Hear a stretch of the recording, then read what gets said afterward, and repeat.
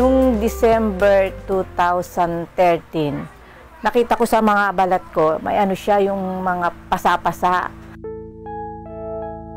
Yung nagpalaboratory ko, yun na mababa na yung hemoglobin ko tsaka platelet ko. Sinalina na kagad ako ng dugo tsaka platelet. Yun nga, pinabone marrow ko, nagpa-bone marrow ko. Yun nga raw, aplastic anemia, yung sakit ko. Halos pabalik-balik ako sa ospital. Siguro mga 1 week lang, balik na naman ako, sali na naman ng dugo, sali na naman ng platelet. Hanggang inabot ng, ng 8 months, hanggang August. Noong May, natanggalan ako ng matres kasi nga yung sinasali sa aking dugo, napupunta lang dun talaga sa matres ko. Pero patuloy pa rin yung pagsalin din sa akin ng dugo at saka platelet. August, last na salin sa akin ng dugo. July, platelet. Naku po, sobrang hina ni Mama noon. Nung lagi siya nasasalinan. Tapos sabay pa ang hemoglobin niya. Bumababa din. Kaya sobrang mahinang-mahina. Tapos walang ganang kumain. Umabot siya ng 10. Pag 10 na, sasalinan na siya. Kung malalaman na mababa na yung nadugo na yung gums ko, hindi ako nakakatulog. Sa BP naman, wala namang problema ang BP ko. Talagang 120/80, 120/70, ganyan. O kaya 110, ganyan. Normal, wala naman problema sa BP ko. Okay naman. Ayun nga lang, yung CBC ko, talagang baksak ng baksak. Hindi talaga niya mapataas. Plano ko nga yung bone marrow transplant. Pero ang advice din sa akin ng doktor, hindi rin naman kakayanin ko yon kasi marami din daw proseso. Sobrang mahal. Sabi ko, Diyos ko, ganito na ba ako habang buhay? Sasalinan ng dugo, sasalinan ng platelet.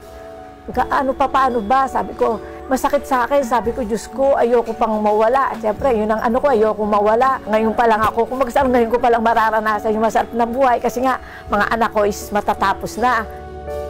Ayaw niya lumabas, ayaw niya niyayaya ko nga, tara, mami, maglakad-lakad tayo. Ayaw niya. Kasi mahina talaga siya. Tsaka pag lumabas kami, hindi siya pwede mapagod kasi mabilis bumaba yung platelet niya. Wala, sa bahay lang nakahiga. Yun ang gawain ko. Pagkain, hihiga lang.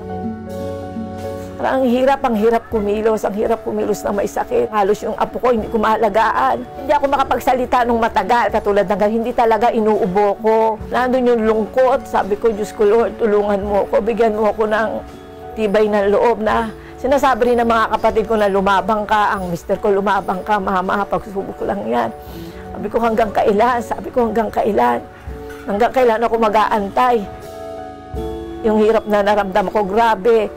Intusok na nararamdaman ko, grabe talaga, naiyak ako pag ayan na, hindi malaman kung pumuputok yung pag sinusundot na yung aking ugat, naputok na kasi isipin mo, linggo-linggo, halos pumayat na nga ng pumayat ng aking mga ugat, nakakatusok nila sa kakasali ng dugo, ng platelet. Napakahirap kasi ang mga anak ko, halos sa ospital na lang tumitira.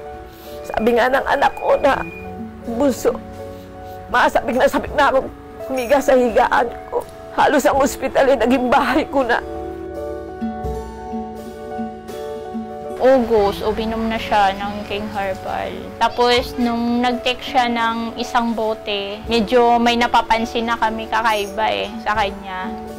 August ako nag-start na minom ng King Herbal. Sabi nga ng manugang ko na, subukan mo to, subukan mong inumin to. Nung una, nagda-doubt pa ako.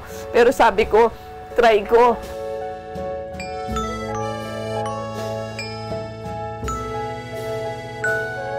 Napakalaking tulong ng King Herbal sa akin. 6 na buwan ako, hindi nasasalinan ng dugo at platelet. Ngayon, normal na talaga ako nakakakilos. Ang apo ko, nalalaro ko na. Nakakapagluto, makakapag-ugas ng plato, nakakapaglaba. Dati noon hindi. Ang mga kamay ko nanginginig. Ngayon, hindi. Normal na normal talaga. Wala na akong nginig sa kamay. Dati may nginig ako sa kamay. Ngayon, wala na. Normal na normal na. Maganda na yung tulog niya. Tapos, medyo, nakapaglakad-lakad, nakapagpa-araw-araw na siya sa labas.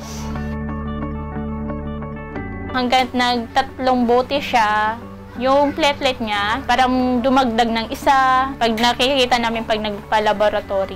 Sa awa po ng Diyos, 6 na buwan na ngayon, hindi na siya nasasalinan. Ngayon, pataas na ng pataas, pataas ng pataas na yung platelet niya.